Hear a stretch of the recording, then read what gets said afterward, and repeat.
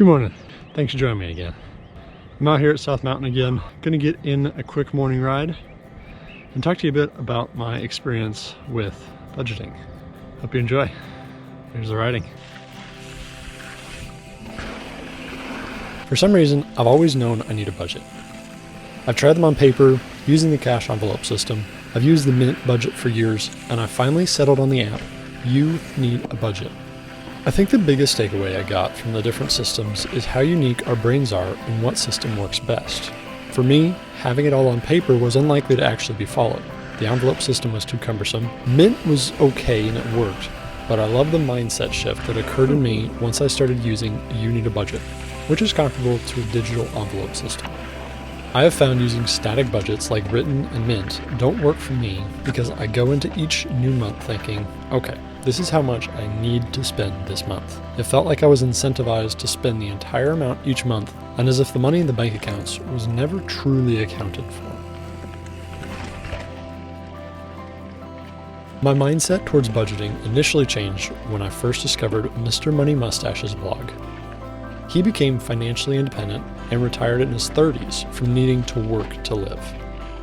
He doesn't maintain a budget and instead focuses on spending the minimum amount required. This changed my attitude from I needed to spend the entire amount in a category to getting creative in trimming expenses. However, I still went back to the issue with static budgets, where cutting back isn't necessarily rewarded. This culminated in me finally taking the plunge and switching to You Need a Budget. To be clear, this is a totally different way to think about budgeting. When I first started, I had to watch some videos and read some articles on how to use it properly, and also had to swallow the fact that it costs $90 a year to manage my money.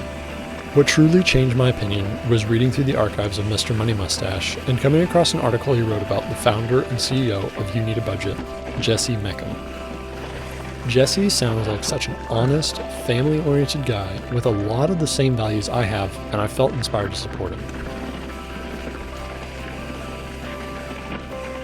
I love You Need a Budget because any money that doesn't get spent in a category can either be easily moved around to another category that needs it, moved to a savings goal, or carried over to the next month. It also has me budget a month in advance, and I know whether or not I truly have that money in my bank account. For example, right now I have a few categories already covered for next month. My rent, tithe, and utilities are covered with money that is already in my bank account, and I'll cover the rest of the categories with my next paycheck. I like how it acts as a built-in 1-month emergency fund and acts as a springboard to continue to build up to my emergency fund.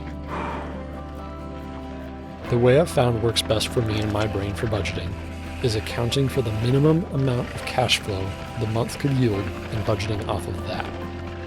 That's a mouthful. Let me break that down. Come on. Yeah. Woo. I've been paid bi-weekly most of my career, and historically I've taken what I make per paycheck, multiply it by 26 to account for the number of paychecks I'll receive in the year, then divide by 12 to see how much I can budget per month.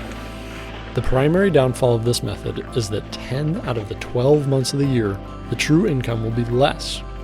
There are only 2 paychecks of the year where I see 3 weeks of paychecks, so usually I only have 2 paychecks worth of income per month. What I've found works best for me is to only take 2 paychecks worth of income and base my monthly budget off of that. A handy consequence of that is the 2 extra paychecks of the year can go directly to my emergency fund. Plus, they account for saving 7% of my income. Before I receive the paycheck, I make sure to fully contribute to my employer's 401k match.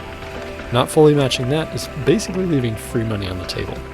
Psychologically, I feel it is important to contribute to an employer 401k, or at least have an auto draft to an IRA account. That way, I never see the money hit my account, so I never really miss it. I've always made it a priority to tithe 10% of my income. That's my personal conviction as a child of God, and I get far more out of giving back than if I were to hang on to that extra and put it aside in a retirement account. The way that makes most sense to my brain is to categorize expenses as recurring obligations, those bills that are generally the same but are also auto-drafted, like rent, insurance, and utilities, and dynamic obligations, where the amount I spend is variable and typically spent on the credit card, bills like groceries, fuel, and clothing.